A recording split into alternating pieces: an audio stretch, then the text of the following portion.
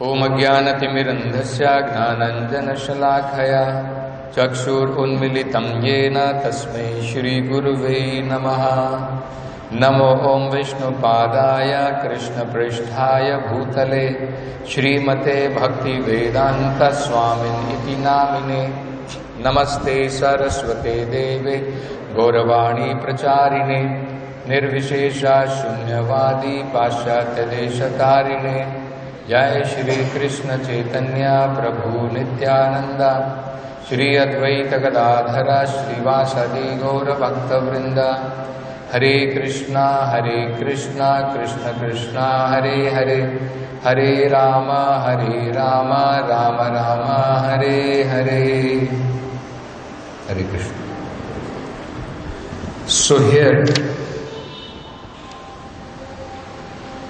after describing how the devotees are completely surrendered to the Lord, and because of the mercy of the Lord, they come out of all kinds of fearful conditions. Because He is the Supreme Personality of Godhead, and everything that creates fear in this material existence, it is under Him. So the material nature which works under Him, which creates fear for all living entity, cannot create fear for the devotees because they are surrendered to Him. The example is given in Bhagavatam. In the ocean, there may be big elephants, but if the waves of the ocean are very high, they can wash away even the big elephants. Even they can be washed away. But in the same ocean, there are small fishes which are swimming against the waves because they have taken shelter of the ocean. Similarly, another example is given. In the jungle, lion may be very fearful to all animals, but the lion is not very fearful to its own children, its own cubs, because they are under his shelter. Similarly, this material world, it is said, padam padam yad vipadam. Every step there is danger. Every step there is danger. Somebody is walking on the street, one banana peel comes under his leg, he slips and he will have broken leg. Somebody is sitting nicely, heart failure. Any moment. This is called padam padam yad vipadam. Every moment it is filled with danger. That is why Krishna says in Bhagavad Gita, Manah shashta indriyani prakriti sthani karshati. The living entity in this material world is undergoing a hard struggle for existence. Darwin's theory. Struggle for existence. It is true. Everybody is struggling hard for existence. So, Bhagavatam explains the reason of this fear is we have accepted something which is not reality. And that is why every moment we are filled with anxiety. We are eternal, but we have accepted ourselves as temporary. We identify ourselves as something which is temporary, this material body. So Bhagavatam says, Sada samudvigna dhyam asat grahat.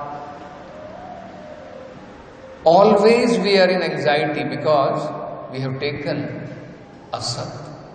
We have accepted asat to be sat. And that is why so much of struggle is going on. But there is a way out. One can become completely fearless. Akuto bhayam, if one takes shelter of lotus feet of Krishna. That is also very nicely described in Bhagavatam. Krishna's lotus feet. It says, this material world is a dangerous ocean of birth and death. And if we take shelter of lotus feet of Krishna, Yadapada Pallavam, that means Pada, the lotus feet of Krishna, Plavam means it is compared to a boat. This material existence, it is Mahat. Mahat means it is huge. That's how it is called as Mahat Tattva. So to cross over this material existence is very difficult. That Krishna says in Bhagavad Gita also. Mama Maya Durattaya. But Krishna says, Mameva Prapadhyante Maya Metam Taranti. The same thing is said in Bhagavatam. That Krishna's lotus feet is like that ship or the boat. If you catch hold of that, then you can cross over this material existence very easily. The two examples which are given is that it becomes like this material ocean. It becomes like Vatsapadam. It is actually Ambudi. It is an ocean. But by the grace of the Lord, this material ocean becomes like Vatsapadam.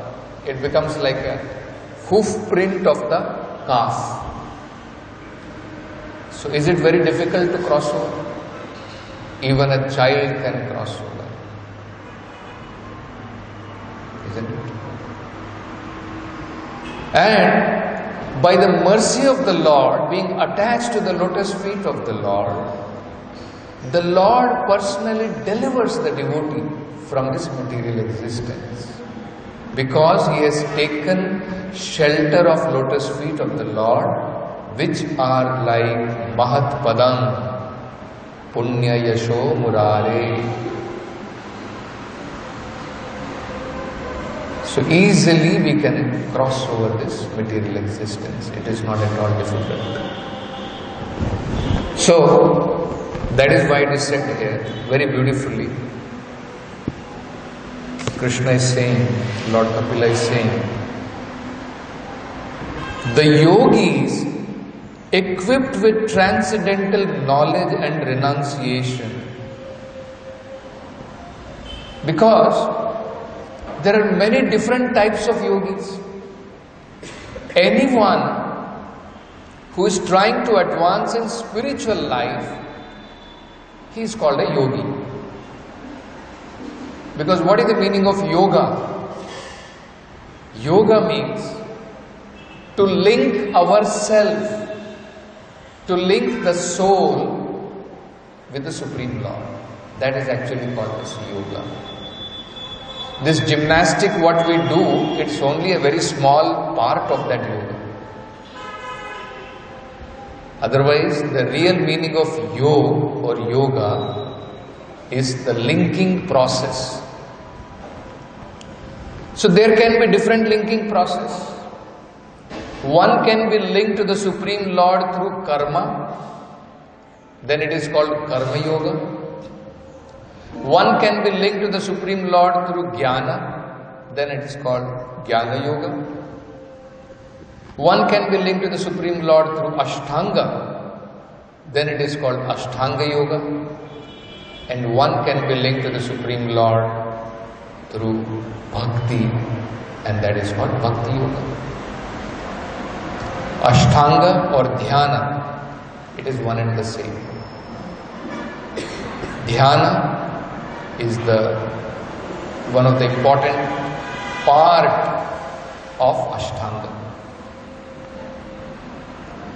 So in Bhagavad Gita, we see this. Krishna is describing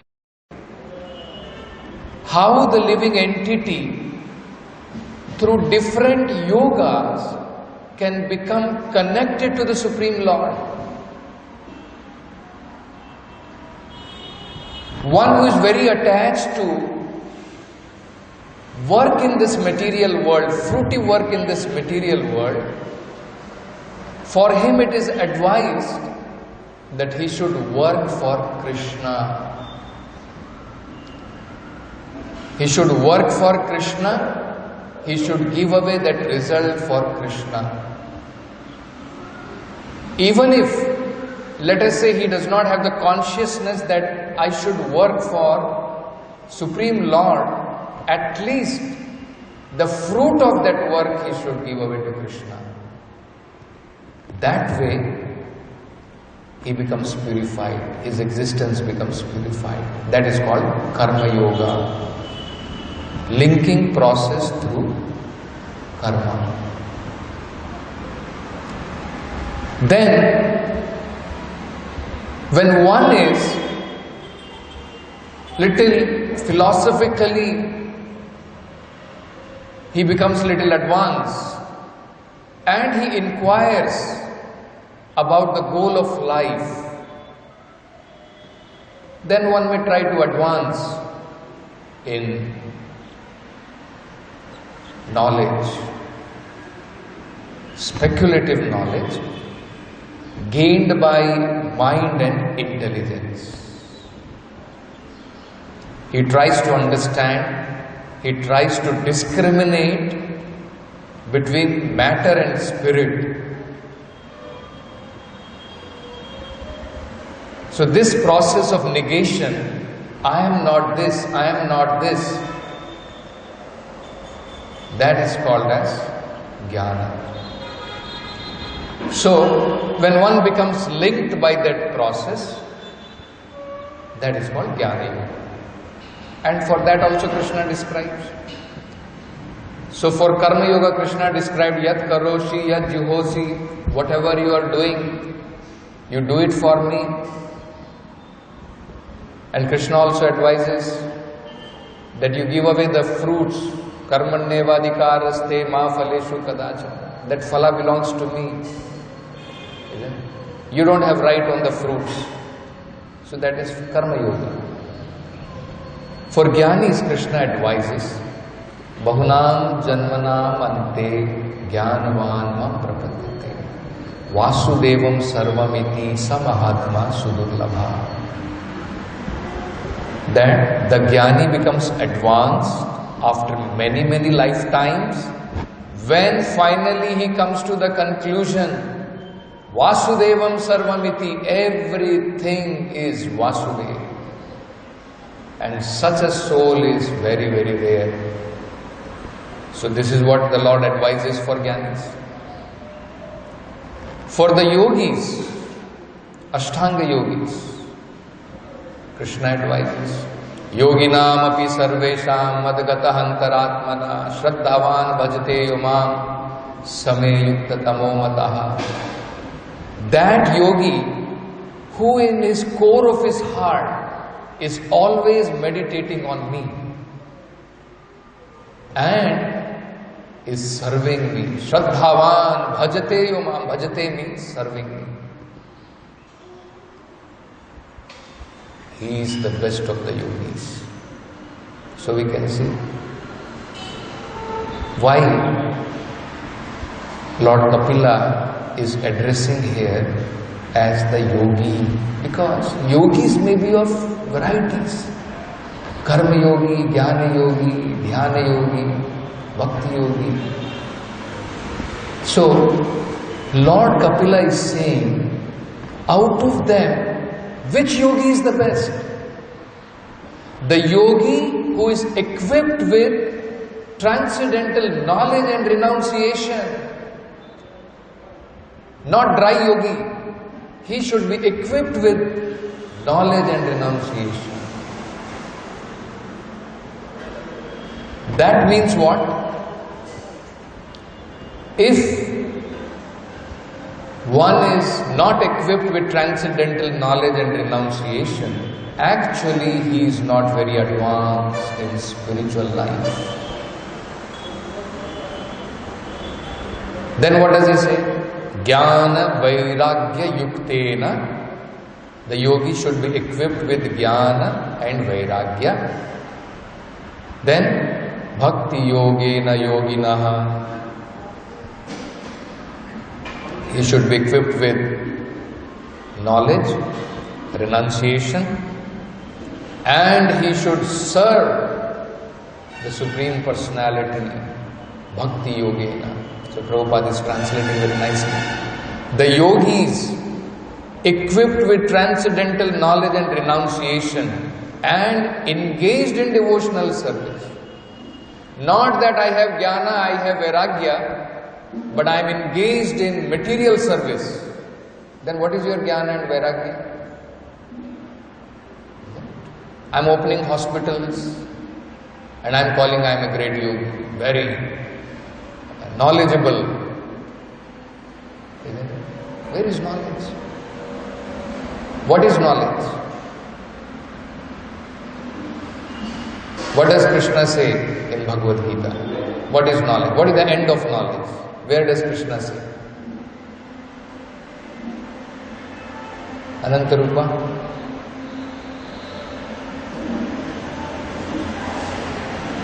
Guru Kripa? Bahulashra? Bhagavatam? Vedescha sarve aham eva vedyaha. Vedanta krit vedavit cha aham. From all the Vedas, I am to be known. So, what is the meaning of real knowledge? Real knowledge does not end at the point aham brahmasmi. That is the beginning of knowledge. That is not end of knowledge. I am spirit, soul. I am different from matter. That is what we find. In the very beginning, Krishna is giving this knowledge. Krishna is saying, you are talking like a pandita, but you don't even know that you are not matter. Gatasu nagatasu nascha nanu shochanti pandita. This is the beginning of knowledge. And end of knowledge? Bahunam janmanamante. Correct? Vasudevam sarvamiti. That is end of knowledge.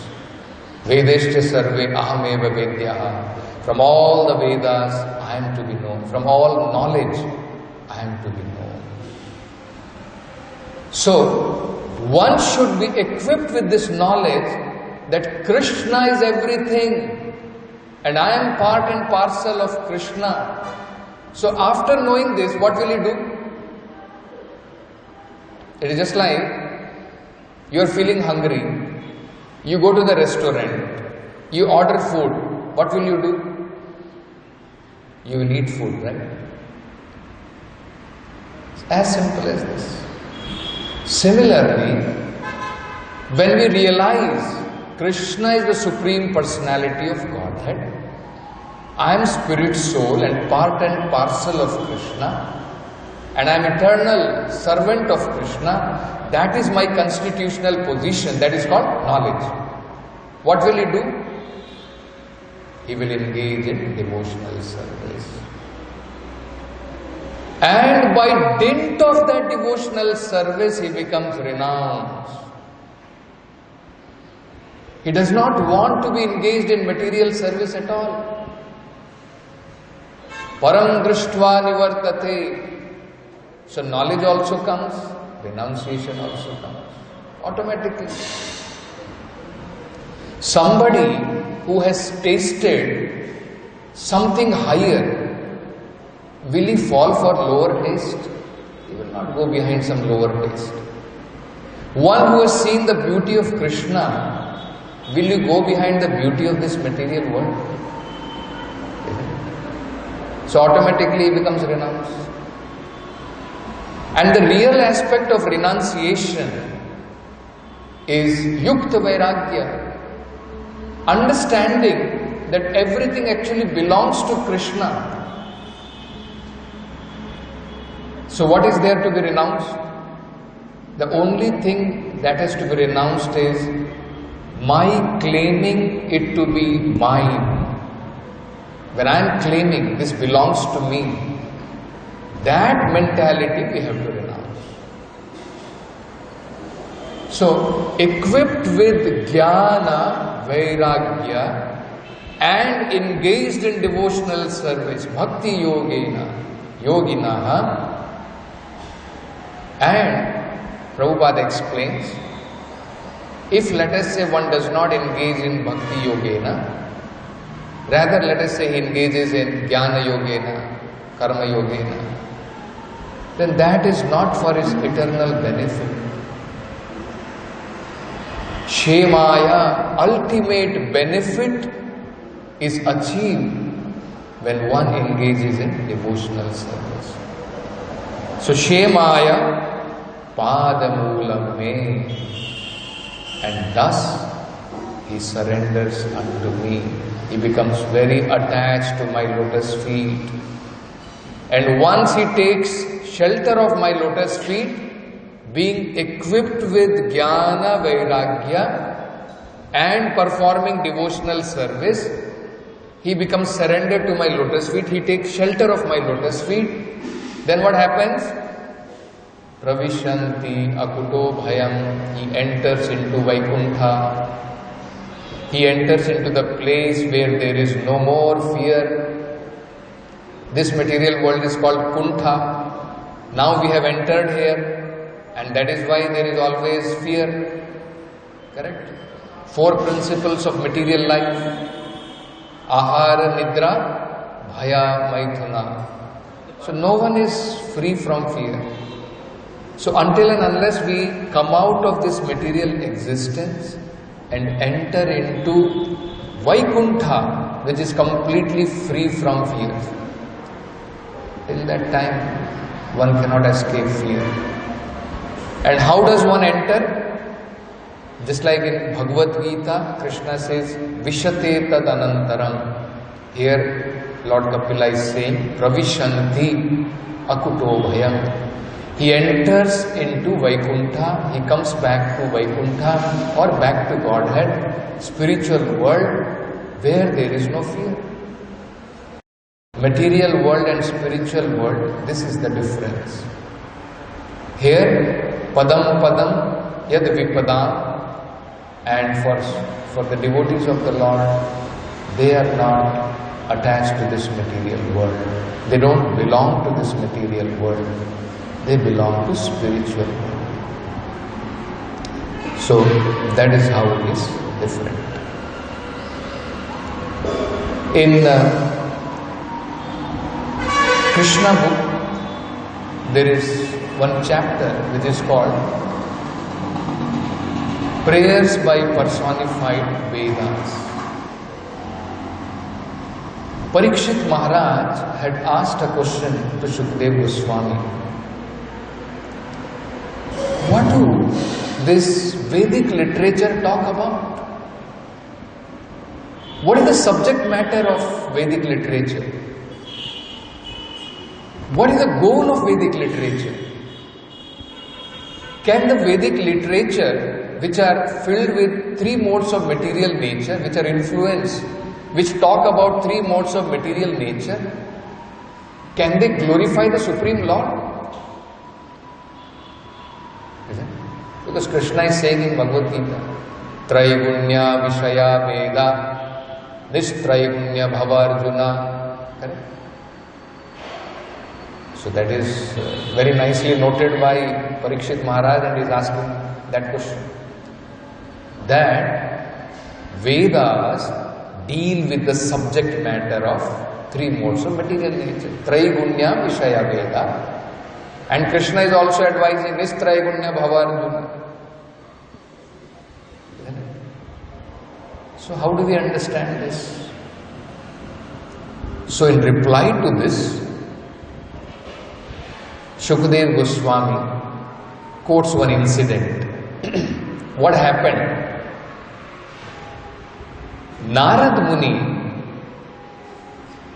he went and inquired he went to Badrika Ashram, and there he met Naranarayana Rishi, and there he inquired the same question. So in reply to that, Naranarayana, he quoted another incident which happened in the higher planet Satyaloka, where Sanandan, one of the four Kumaras, he was describing about the prayers by personified Vedas. When everything was dissolved, everything entered into the body of the Lord. And when there was a time of creation, these personified Vedas, they went and prayed to the Lord. So, one of the most important prayers there they pray is that actually the Supreme Lord, He has many attributes. My dear Lord, you have many wonderful glories, unlimited glories. And one of the most important glories of yours is that you are very compassionate on the living entities who are conditioned in this material world. And we as your representative are always helping the living entity to surrender unto your lotus feet. See? This is the goal of Vedas. Personified Vedas are telling directly. They are telling directly. As your representative,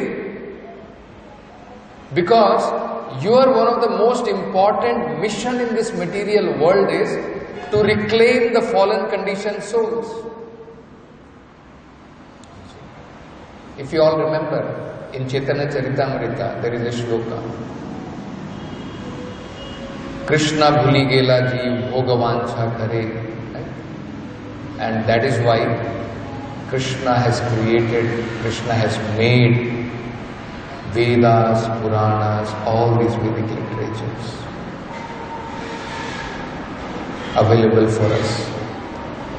So what is the goal of the Vedas? Vedas are saying, we help the living entity to surrender unto your lotus feet.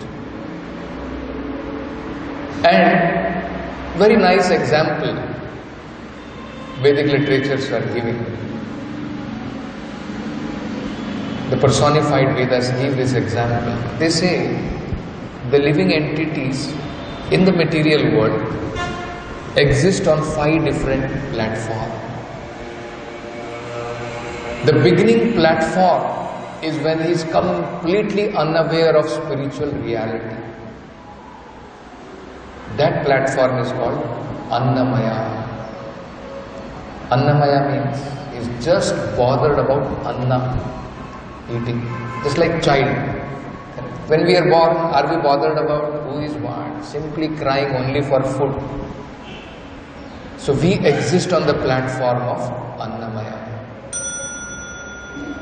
Later, we exist on the platform of how to sustain prana. how to be alive, struggle for existence in this material world. Hard struggle we do just to survive. Correct? That is called pranamaya.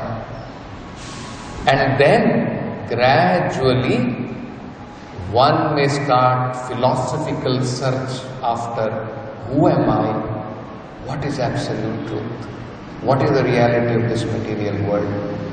That is called manomaya, mental speculation. With our mind, intelligence, we try to understand the reality of this material world.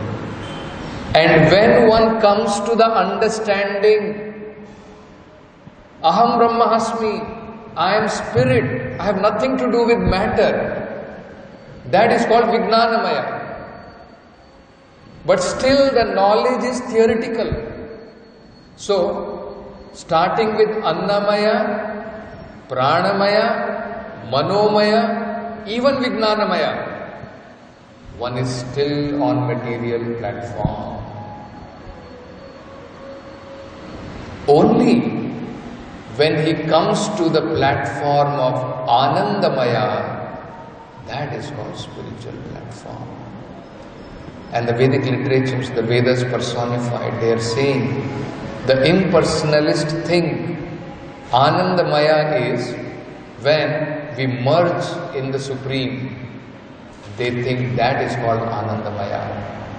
But actually that is not Anandamaya.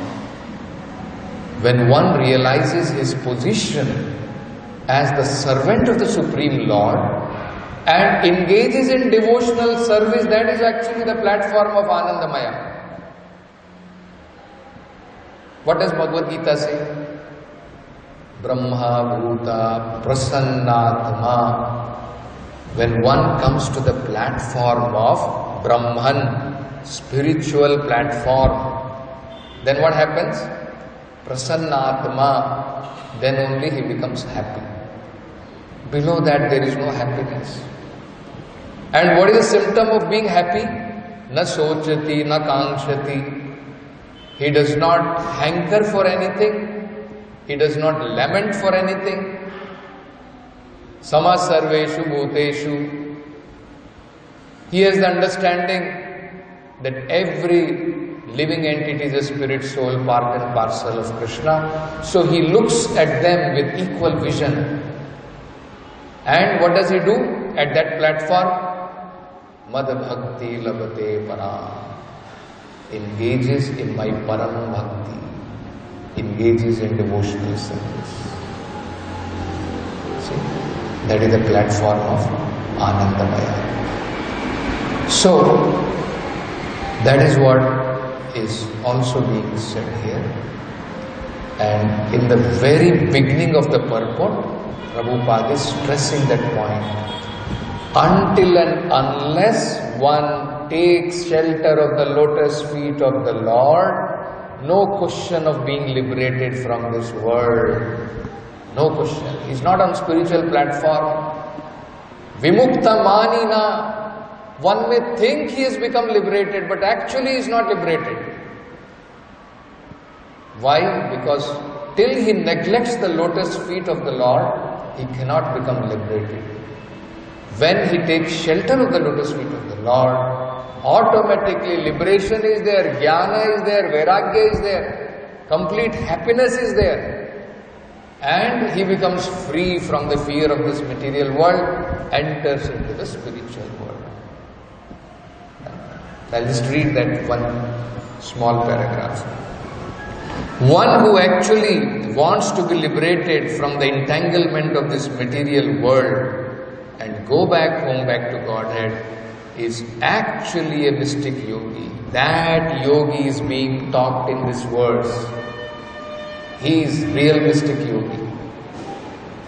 The words explicitly used here are Yuktena Bhakti Yogena. How is that yogi engaged? He is engaged in Bhakti Yogena. Those yogis or mystics who engage in devotional service are the first class yogis. So that is being described. So we stop with this Granthra, Srimad Bhagavatam ki Jai. Jagat Guru Srila Prabhupada ki